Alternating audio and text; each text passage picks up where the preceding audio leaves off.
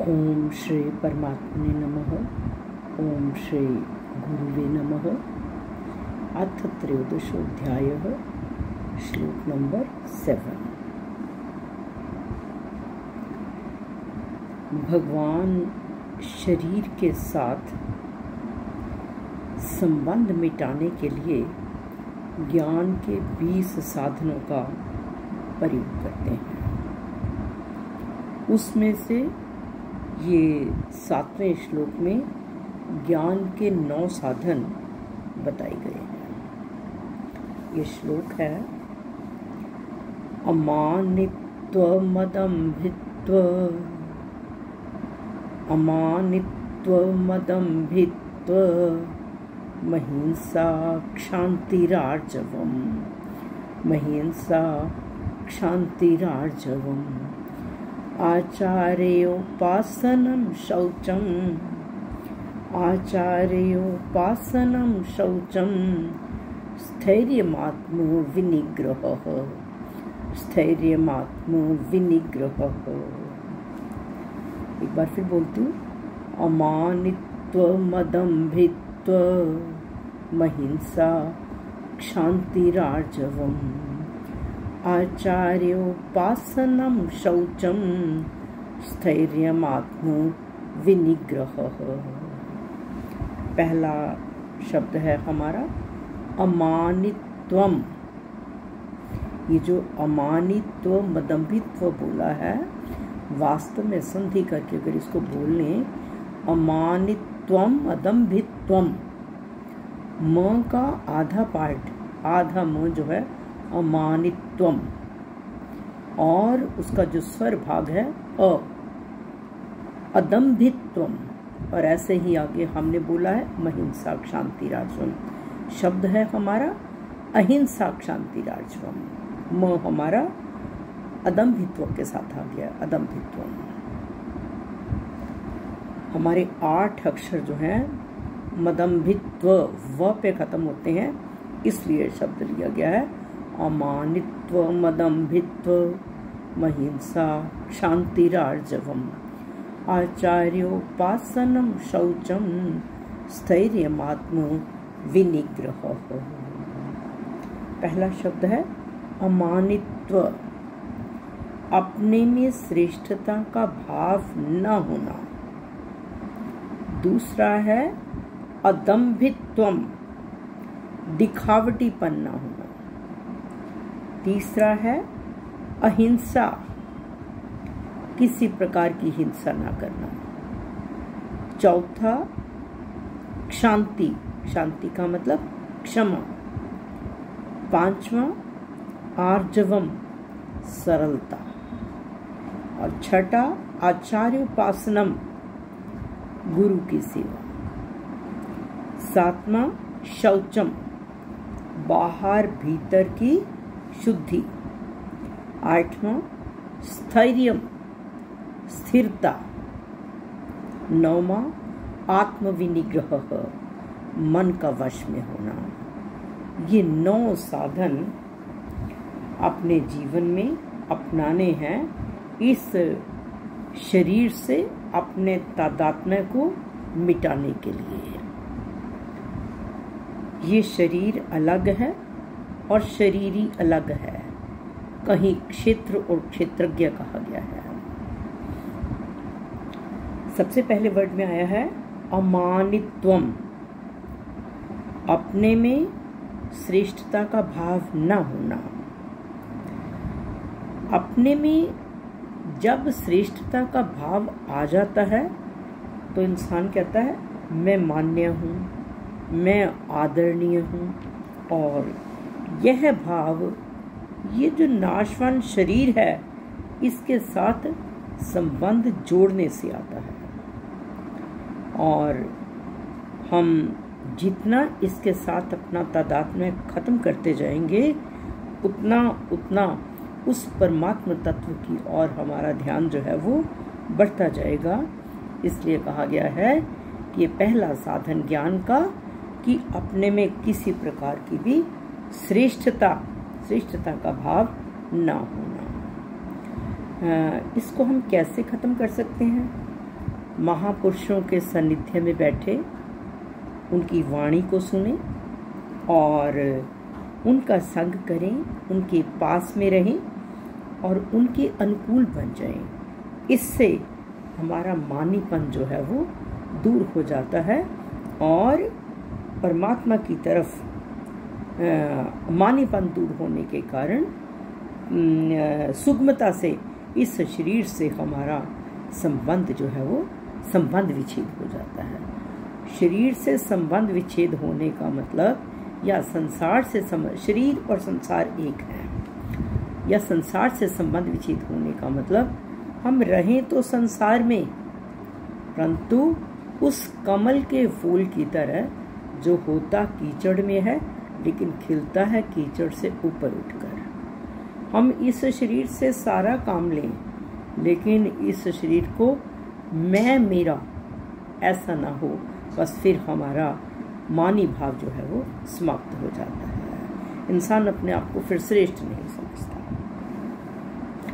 और उसके बाद कहा है, अगला शब्द है अदम्भित्व। अदम्भित्व का मतलब है दिखावटीपन। और दिखावटीपन क्या है? मन में जब हम शरीर के साथ मैं और मेरापन करते हैं तो मन में आता है कि मैं मान्य हूँ, लोग मेरा आदर करें, मेरी पूजा करें, मुझे ऊंचा आसन दें। ऐसे ऐसे भाव अपने मन में, ज्ञान इतना है भी नहीं लेकिन इंसान सोचता है मैं पता नहीं कितना गुणवान बन गया हूँ। ये सब क्या है? दंभ है। इसको कहा है दिखावटीपन। और अपने में कई बार देखा गया है कि जो पवित्र आचरण वाले पुरुष भी हैं, कहीं पर दुराचारी पुरुषों के साथ बैठते हैं समुदाय में जाकर, तो उस चीज़ का मन में भाव ना भी होते हुए उनकी कंपनी के लिए उन्हें जो तामसी पदार्थ हैं वो ग्रहण करने पड़ते हैं। ये क्या है? दिखावा। सिर्फ इस वजह से कि अगर मैं नहीं लूँगा तो लोग बुरा समझेंगे, तो इसको भी कहा गया है दंभ। कई बार इंसान माला जपने के लिए बैठता है, संसार घूम रहा है मन में, बैठा है माला जपने के लिए, और बाय चांस माला में ध्यान नहीं है, ध्यान दूसरी तरफ है, बाहर से बेल बजी और इंसान एकदम अलर्ट होता है, अपने हाथ में माला पकड़ लेता है। तो ये भी क्या है? दंभ है। और हमें इस दंभ से बचने के लिए पूरी तरह से संसार से संबंध विच्छेद करना है। बिल्कुल दिखावटीपन को अगर खत्म करेंगे तो हमारा ध्यान उस परमात्मा में लगेगा। और तीसरा शब्द है अहिंसा। अहिंसा कहा गया है कि पहले 3 प्रकार की अहिंसा, एक कृत, एक कारित, एक अनुमोदित।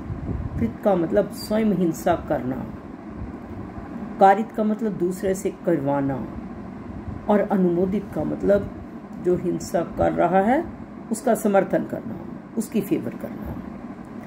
फिर ये 3 प्रकार की हिंसा 3 भावों से होती है, क्रोध से, लोभ से और मोह से।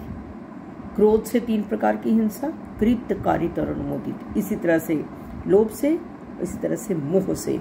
इसका मतलब 3 को 3 से गुणा करके 9 प्रकार की हिंसा हो गई है। और उसके बाद कहा है ये जो 9 प्रकार की हिंसा है इसमें 3 मात्राएं होती हैं। एक मृदु मात्रा, थोड़ी हिंसा, दूसरी मध्य मात्रा, कुछ थोड़ी ज़्यादा, तीसरी अधिमात्रा, बहुत ज़्यादा। किसी को थोड़ा सा दुख देना मृदु मात्रा में आ गया, और थोड़ा अधिक दुख देना मध्य मात्रा में हिंसा, और बिल्कुल घायल कर देना या खत्म ही कर देना, इसको कहा है अधिमात्रा में हिंसा। तो ये 9 को 3 से मल्टीप्लाई के 27 प्रकार की हमारी हिंसा हुई। और उसके बाद कहा है शरीर से, वाणी से और मन से हिंसा होती है। 3 प्रकार की हिंसा शरीर से, 3 प्रकार की मन से और 3 प्रकार की वाणी से। तो फिर कहा गया है 27 को 3 से मल्टीप्लाई करके 81 प्रकार की हिंसा बताई गई है। अब यहाँ पर कहा है कि किसी को किसी प्रकार का भी दुख ना देना, ये कहा गया है कि ज्ञान का एक साधन है। शरीर से, मन से, वाणी से किसी को किसी प्रकार का भी दुख ना पहुंचाना, इसे कहा गया है अहिंसा। और अगला शब्द है क्षांति। क्षांति का मतलब है क्षमा, सहनशीलता, अपने में सामर्थ्य होने पर भी दूसरे को किसी प्रकार का दंड ना देना, इसको कहा गया है क्षांति। और जितनी ज़्यादा हमारे अंदर सहनशीलता होती है उतना हमारी वाणी में मधुरता रहता है, हम परमात्मा से जुड़े रहते हैं। जब हमारी अंदर ये क्षमा की भावना नहीं होती, हमारे अंदर एक अकड़ आ जाती है, इंसान ईगो समझता है। लेकिन हमें ये शांति अर्थात क्षमा का साधन जो है अपने जीवन में अपनाना है। इसमें एक देखो, जैसे हम भोजन कर रहे हैं तो दांतों से अपनी जीभ कट जाए तो क्या हम दांतों से क्रोध करते हैं? अगर क्रोध करेंगे तो दांत के ऊपर कुछ ना कुछ बुरा कुछ करेंगे तो नुकसान तो हमारा ही होगा, तो हम कोई दंड नहीं देते। इसी तरह से और अगर दंड देंगे तो नुकसान अपना। ऐसे ही यहाँ पर कहा गया है कि अगर कोई हमारा बुरा करता है, हम अगर उसको दंड ना दें तो हमारे अंदर एक शांति बनी रहती है। और अगर हम किसी को दुख देंगे तो वास्तव में बुरा तो हमारा ही होगा और इस आत्मा तक तो दुख पहुंचता ही नहीं। इसलिए इस क्षमा के साधन को हमने अपनाना है। और अगला है आर्जवम। आर्जवम का मतलब सरलता। साधक के शरीर, मन और वाणी में सरल सीधापन होना चाहिए। पहले शरीर की सरलता, शरीर की सजावट का भावना होना, रहन सहन में सादगी, simple living and high thinking. और फिर दूसरा है अकड़ कर न चलना, ये हमारा है शरीर का सीधापन, शरीर की सरलता, आर्जवम। और दूसरा है हमारा मन में किसी प्रकार का छल कपट, ईर्ष्या, द्वेष आदि न होना, ये मन की सरलता है। और तीसरा है वाणी की सरलता, किसी की निंदा चुगली आदि न करना, ये वाणी की सरलता है। तो हमारा ये लक्षण है ज्ञान का आर्जवम, हमें ये अपने अंदर अपनाना है। और आगे कहा है आचार्योपासनम, हमें विद्या और जिनसे हमें शिक्षा मिलती है, विद्या और सदुपदेश देने वाले गुरु को कहा गया है आचार्य।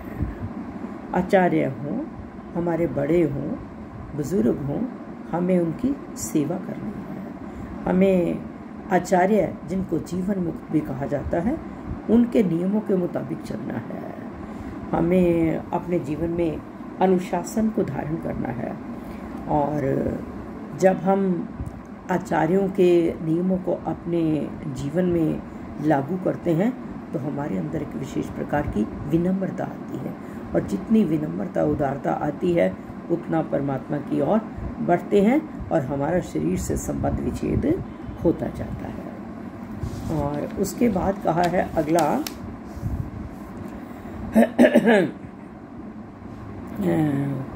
नेक्स्ट है शौचम। शौचम का मतलब पवित्रता, बाहर की और भीतर की पवित्रता। बाहर की पवित्रता तो ये जल मिट्टी आदि से शरीर की शुद्धि कर ली हमने, नहा धो लिए, साफ सुथरे कपड़े पहन लिए, ये हमारी बाहर की पवित्रता है। भीतर की पवित्रता, हमारे अंतःकरण की पवित्रता कैसे होगी? दया से, क्षमा से और उदारता से हमारे अंतःकरण की पवित्रता होती है। हम कहीं कोई रिश्वत का पैसा ना घर में लाएं, सात्विक भोजन करें, हमारा अंतःकरण पवित्र होगा। भीतर की पवित्रता और ये भी है, आंखों से अच्छा देखें, कानों से अच्छा सुने, वाणी से अच्छा बोलें, हाथों से अच्छा करें, पाँव से अच्छी जगह चल के जाएं, तो ये हमारी भीतर की पवित्रता है। ये ऐसा करने से भी हमारा इस शरीर से मैं मेरापन जो है वो समाप्त हो जाता है। नेक्स्ट कहाँ है? स्थैर्यम, स्थिरता। किसी प्रकार से भी विचलित ना हो, उसको कहा गया है स्थिरता।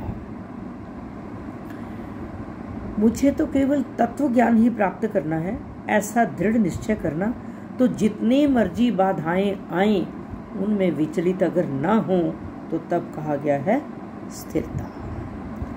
जिसके अंदर स्थिरता है उसकी बुद्धि एक निश्चय वाली होती है, और एक निश्चय वाली बुद्धि जिसकी हो गई उसका शरीर से, संसार से शीघ्र ही संबंध विच्छेद हो जाता है और वो परमात्मा तत्व को अनुभव कर लेता है।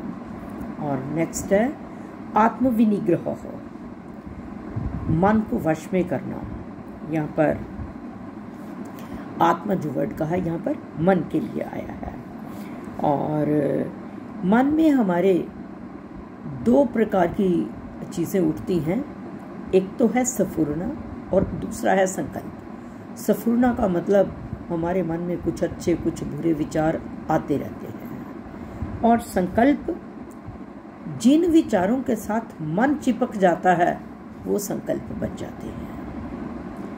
और इस सफुरना को दर्पण की तरह कहा है। दर्पण के सामने खड़े हो जाएं तो हमें फोटो दिखती है, लेकिन परे हो जाएं तो खत्म। दर्पण के साथ फोटो चिपकती नहीं है। लेकिन जो संकल्प है वो कैमरे की फिल्म की तरह होता है। कैमरे में तो हमारी फोटो कैप्चर हो जाती है। तो इसलिए कहा है कि जो दृश्य पकड़ा जाता है वो एक संकल्प बन जाता है, और जो केवल मन जिसके साथ चिपक जाता है वो संकल्प बन जाता है। तो हमारे मन में विभिन्न विचार भी आएंगे और संकल्प भी बनेंगे। तो हमें क्या करना है इसके लिए कि मन को बार बार उस परमात्मा में लगाने से हमारी जो ये सफुरनाएं हैं, अच्छे बुरे विचार जो हैं वो नष्ट हो जाते हैं, और वैराग्य आदि से हमारा किसी भी पदार्थ में राग और महत्व नहीं रहता, और इससे हमारे संकल्प भी नष्ट हो जाते हैं। तो हमें अगर हमारा मन कंट्रोल में है तो हमारी इंद्रियां अकेली कुछ नहीं कर सकती। जब उनके साथ मन जुड़ जाता है तो तभी वो बलवान हो जाती हैं और हमें अपने वश में कर लेती हैं। लेकिन हमने इंद्रियों के वश में नहीं होना। हमने इंद्रियों को अपने वश में कैसे करेंगे? अगर मन हमारे वश में होगा। तो यही कहा है आत्मविनिग्रह। तो इस मन को वश में करेंगे तो हमारा इस शरीर से तादात्म्य जो है वो मिटता रहेगा और परमात्मा की तरफ बढ़ता रहेगा।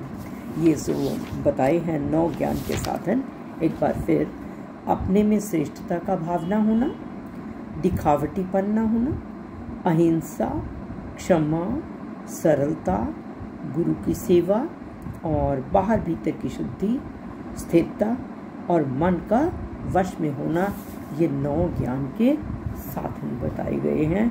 श्री कृष्ण अर्पणम अस्तु।